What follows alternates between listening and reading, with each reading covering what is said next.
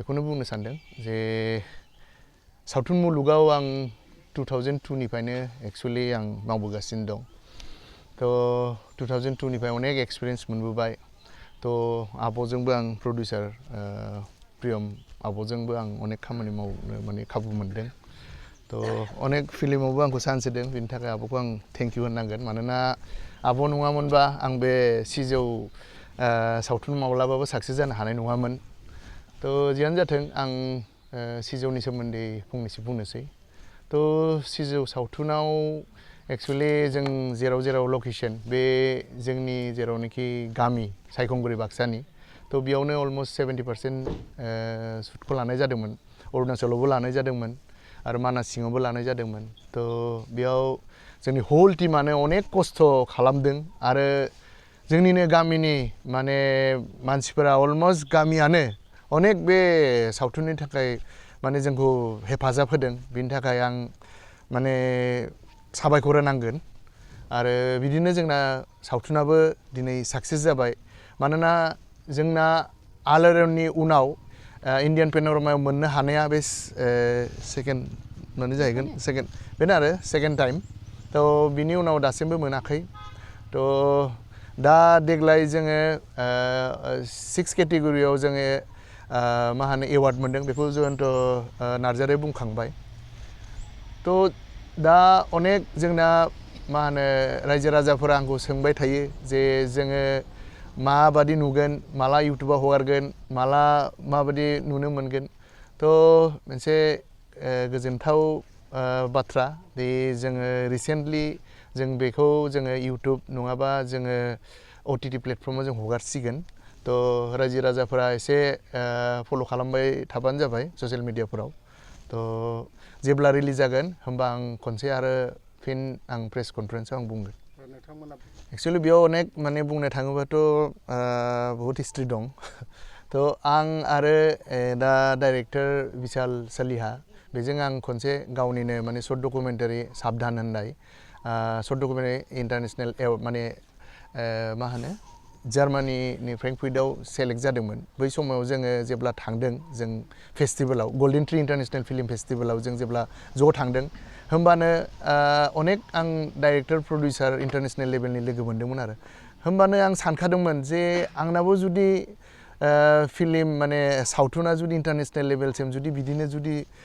माने world wide हिसाबै जुदि आंनि सावथुना जुदि नुनो मोनोबा बा आंबो जुदि पार्टिसिपेट लानो हायोबा बेसे गोग्गाथाव खोथा थ' बै समाव आंनि फंबायनिया थांदों न' डाउट खिन्थु फंबायनिजोंनो आं गोग्गारै बै समावनो लादोंमोन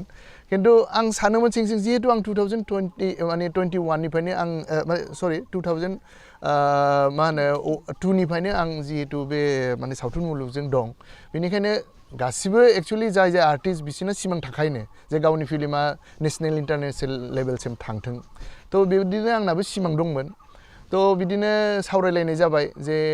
माने बिदिनो नेक्स्ट जुदि जों प्रजेक्टखौ खालामबा खालामसै जोङो थ' माखौ लानानै बानाय जायो थ' बिदिनो लासै लासैनो सावरायलायनाय जाबाय थ' सावरायलायनानै लास्टआव जोङो फाइनेलि जोङो सिजौनि जि दा स्क्रिप्ट माने मा होनो जोंनि गंगारनि आरो जोंनि बर'नि कम्बाइननि मोनसे स्ट'रि लानानै जों बानायनायखौ जों बैनिफ्रायनो सावराय आरो अनेक रिसार्चबो खालामनाय जाबाय भुटानावबो थांनानै रिसार्च खालामनाय जाबाय गुगोलावबो खालामनाय जाबाय जोंनि बर'नि इन्टेलेक्सुयेलफोरजोंबो रायलायनाय जाबाय थ' आरो उन्दैयावबो खोनाखाबाय थाखायोमोननो जोंनि आइ आफामोनानो बुंखायोमोन थ' आंबो बिशालखौ बुंबाय जे बिदिबो जोंना माने दंमोन आरो स्ट'रि थ' गावबो मोजां मोननानै गाव माने आवगायबोबाय आरो थ' जिहेतु रांनिबो बहुद माने जिहेतु बे माने एसे बिग बाजेटनि जिहेतु सावथुनमोन थ' आब'खौबो जों ज' एज ए फेमिलि हिसाबै जों सावरायलायनानै जों सानैबो जों आवगायनानै फैबाय आरो थ' बिशालनि डाइरेक्सनावनो बे सावथुनखौ बानाय जाबाय थिग बिदिनो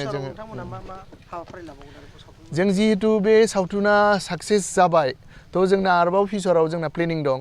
नाथाय बिदि नङा जे जों नेक्स्ट इयारावनो बा बोसोरसे उनावनो बानायगोन जिखुनु जों सावथुन बानायोबा मोनसे प्लेनिंआवसो मावनांगौ हयथ' जोंना बोसोरनै बोसोरथाम बोसोरब्रैबो जानो हागौ थ' जोंना नेक्स्टआ जिहेतु जोङो बे लेभेलसिम सफैबाय नेशनेल इन्टारनेशनेल लेभेल थ' बे लेभेलनि नङाबाबो बिनिख्रुइ गोजौनि जोंना प्लेनिं दंखायो थ' जानाय जायियाथ' उननि खोथा जोंना खिन्थु प्लेनिंआ दं आरो जोङो मावगोन होननानै जों माने बिसास आरो जिहेतु बर' सावथुन मुलुगनि महरगिरिफोरा थांना थानायनि केरियार महरै लानो हायो नामा मा फोरमायो दा आवगायाव आं दिनै अनेक बोसोरनिफ्रायनो आं नुबोगासिनो दं जोंनि आर्टिस्टफोरा बै समाव प्रफेशनेल हिसाबाव जोंनि बे माने इन्डास्ट्रियाव जों एक्चुअलि जों माने लानो हायामोन आरो जे बेनो प्रफेशनेल हिसाबाव खिन्थु दा बिदि जाबाय जों प्रफेशनेल हिसाबावबो एसेबाबो लानो हायो मानोना दा जोंनि एभ्रि इयार जोंना माने 20 to 30 तासो जोंना सावथुन ओंखारो आरो जोंना दा लासै लासैनो जोंनि बिटिसि एरियायाव माने हलबो जागासिनो दं थ' बिदिनो जुदि बारायलांबाय थायोबा होमबा अबभियासलि जोंनि रेभिनिउ जि मोनो बेखौ सबनाबो हेफाजाब मोनगोन बेखौ आरो दा जोंनि अलमस्ट मथा मथि 100+ जोंना प्रजेक्टाराव गामि गामि जोंना माने मा होनो माबा जायो आरो मा होनो गामि गामि जोङो सावथुनखौ देखायनो हायो थ' बेयाव दाना 30 to 40,000 प्रडिउसारफोरा मोनो थ' आवगायावबा जोंना बारा मोनामोन बिदिनो माने 10,000 15,000 20 बिदि टाइप मोनोमोन थ' दा लासै लासै बारायलांगासिनो दं आरो दा हलफोराबो लासै लासै जोंनि बर' एरियाफोराव बांगासिनो दं थ' आं सानो माने बेखौनो प्रफेशनेल हिसाबाव लानो हागोन आरो फिउचाराव आरो मोजाङैनो थ' दा एसे दं किसुमान